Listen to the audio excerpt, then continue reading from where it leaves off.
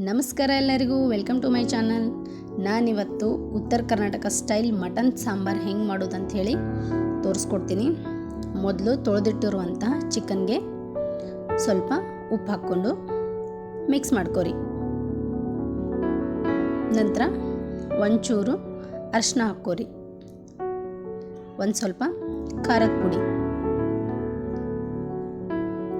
ಹಾಕ್ಕೊಂಡ್ಬಿಟ್ಟು, ಖಾರ ಸ್ವಲ್ಪ ಜಾಸ್ತಿನೇ ಹಾಕ್ಕೊರಿ. ಮಟನಿಗೆ ಖಾರ ಇದ್ರೇ ಟೇಸ್ಟ್ ಇರುತ್ತೆ, ಅದಕ್ಕೆ ಒಂಚೂರು ಸ್ವಲ್ಪ ಎಣ್ಣೆ ಹಾಕ್ಕೊರಿ. ಎಣ್ಣೆ ಹಾಕ್ಕೊಂಡು ಎಲ್ಲ ಮಿಕ್ಸ್ ಮಾಡ್ಕೊಂಡ್ಬಿಡ್ರಿ. ಉಪ್ಪು, ಖಾರ, ಅರಿಶಿನ ಮತ್ತು ಎಣ್ಣೆ ಇದೆಲ್ಲ ಸರಿಯಾಗಿ ಮಿಕ್ಸ್ ಆಗಬೇಕು ಮಟನ್ ಒಳಗೆ. ನೀಟಾಗಿ ಮಿಕ್ಸ್ ಮಾಡಿಕೊಂಡು ಇದನ್ನು ಸೈಡಿಗೆ ಇಟ್ಕೊಂಡ್ಬಿಡ್ರಿ. ನಂತರ ಒಂದೆರಡು ಟೊಮೆಟೊನ ಕಟ್ ಮಾಡಿಕೊಂಡು, ಸ್ವಲ್ಪ ಕೊತ್ತಂಬರಿನೂ ಕಟ್ ಮಾಡಿಕೊಂಡು, ಇದನ್ನು ಒಂದು ಮಿಕ್ಸಿ ಜಾರ್ಗೆ ಸ್ವಲ್ಪ ಪುದೀನ ಮತ್ತು ಟೊಮೆಟೊ ಮತ್ತು ಕೊತ್ತಂಬರಿ ಇದನ್ನೆಲ್ಲ ಹಾಕ್ಕೊಂಡು ರುಬ್ಕೊಂಡು ಬಂದುಬಿಡ್ರಿ. ನಂತರ ಒಂದು ಕುಕ್ಕರ್ ಇಟ್ಟು ಸ್ವಲ್ಪ ಎಣ್ಣೆ ಹಾಕಿ, ಎಣ್ಣೆ ನೋಡ್ಕೊಂಡು ಹಾಕ್ಕೊರಿ. ಮಟನ್ ಜಾಸ್ತಿ ಇದ್ದರೆ ಇನ್ನೊಂದು ಸ್ಪೂನ್ ಜಾಸ್ತಿ ಹಾಕ್ಕೊರಿ.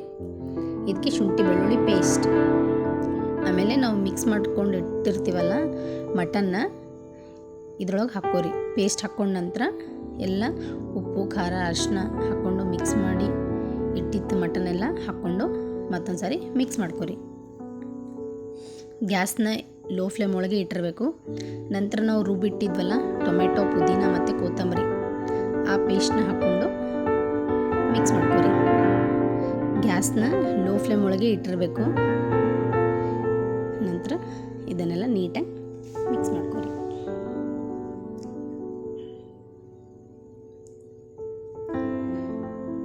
ಇದನ್ನು ಒಂದೆರಡು ನಿಮಿಷ ಅಷ್ಟೇ ಮುಚ್ಚಿಟ್ಬಿಡ್ರಿ. ಗ್ಯಾಸ್ ಲೋ ಫ್ಲೇಮ್ ಒಳಗೆ ಇರಲಿ. ನಂತರ ಕೊಬ್ಬರಿ ಮತ್ತು ಕೊತ್ತಂಬರಿ ಹಾಕ್ಕೊಂಡು ರುಬ್ಕೊಂಡಿರುವಂಥ ಪೇಸ್ಟ್ ಇದು, ಇದನ್ನು ಹಾಕ್ಕೊಂಡು ಮತ್ತೆ ಮಿಕ್ಸ್ ಮಾಡ್ಕೊರಿ. ನೀಟಾಗಿ ಮಿಕ್ಸ್ ಮಾಡ್ಕೋಬೇಕು.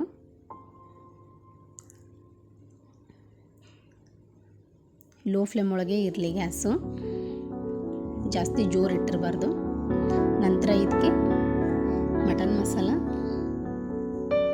ಮತ್ತು ಗರಂ ಮಸಾಲ ಪೌಡ್ರ್ ಹಾಕ್ಕೊಂಡು ಮತ್ತೆ ಮಿಕ್ಸ್ ಮಾಡ್ಕೊರಿ.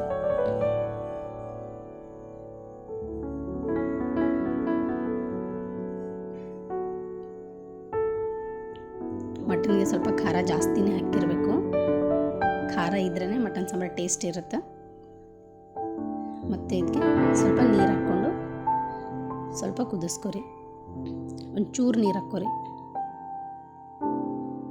ನಂತರ ಅಳತೆ ನೋಡಿಬಿಟ್ಟು ನೀರು ಹಾಕಿ ಇದನ್ನು ಒಂದು 7ರಿಂದ 8 ವಿಸಿಲ್ ಆಗಬೇಕು.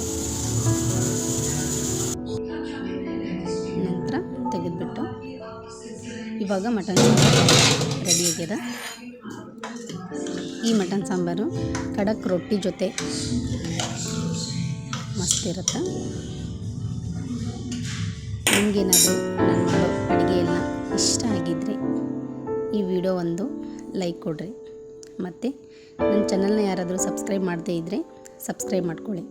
ಧನ್ಯವಾದಗಳು.